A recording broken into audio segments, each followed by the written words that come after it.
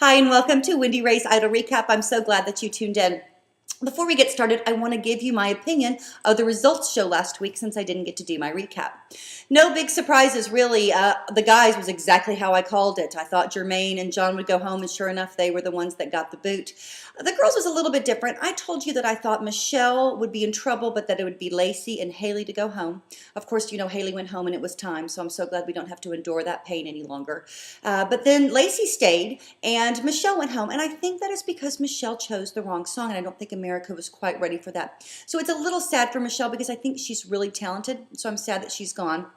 However, I'm excited that Lacey stayed because she really proved herself this week, which we're going to talk about in just a minute.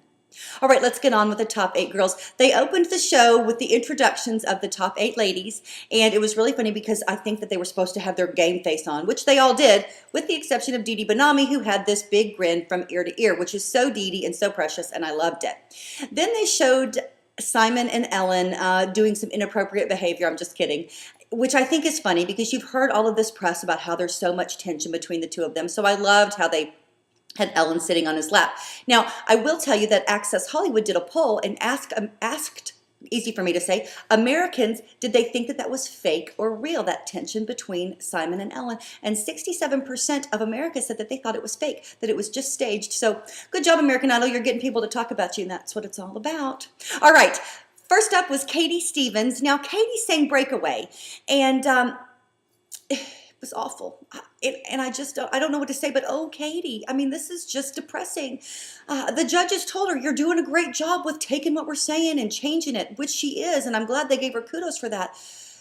But it's just like that talent that we saw on her audition and in Hollywood is gone. I mean, it's just like it has disappeared, which is very sad for me because I think Katie had a lot of potential and she's just not living up to that potential during the live shows. So I think Katie could be in trouble.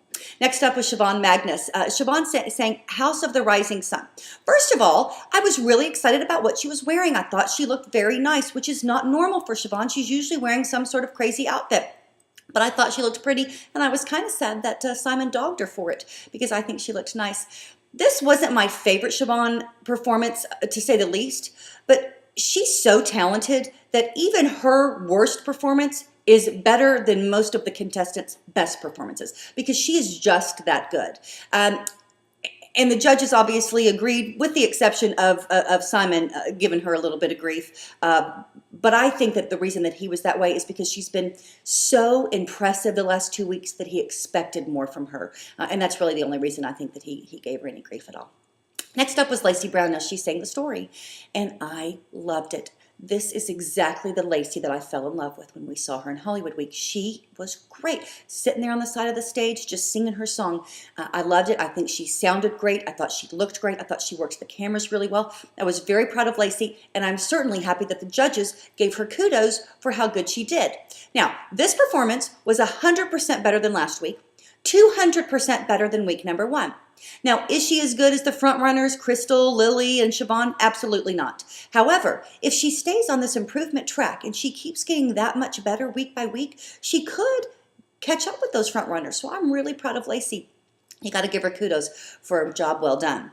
Next up was Caitlin Epperly. She sang I Feel the Earth Move by Carole King.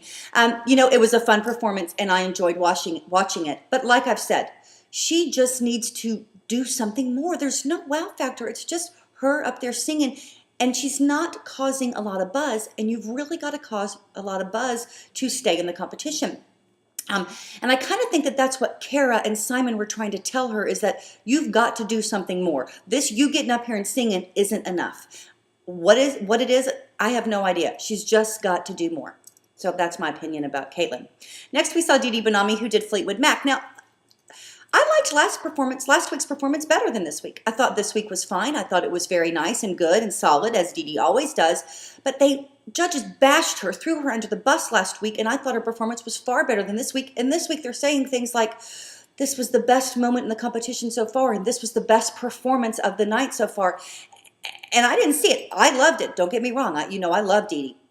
But I liked her performance last week better, so I'm just a little bit confused about what the judges are seeing that I'm not seeing in Dee Dee, because I don't get it. I always completely think the opposite of what the judges are thinking. Next up was Paige Miles. Now, Paige sang Smile, and the only thing I can think of is Train Wreck. First of all, I like to see Paige doing more an upbeat, fun song because that's her personality. This was just boring, and the entire song was off key.